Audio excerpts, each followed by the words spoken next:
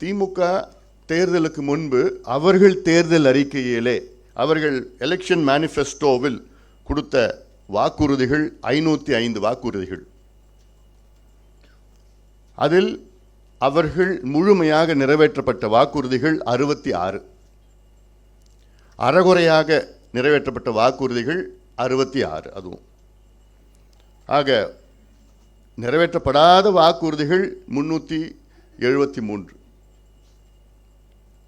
இதில்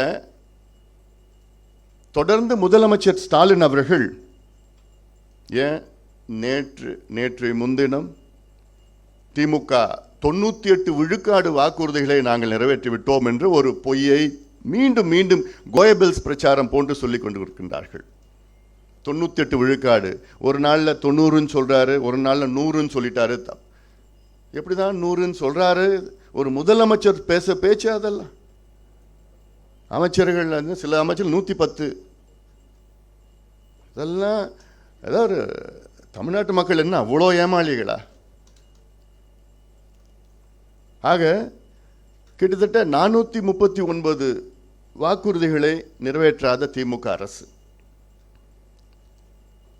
505இல் 439 வாக்குறுதிகளை நிறைவேற்றவில்லை.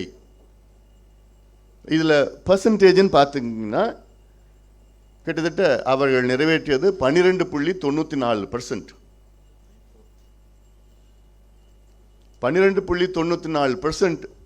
சரி, 13% வச்சுக்கங்களேன், 13 விழுக்காடு வச்சுக்கங்களேன்.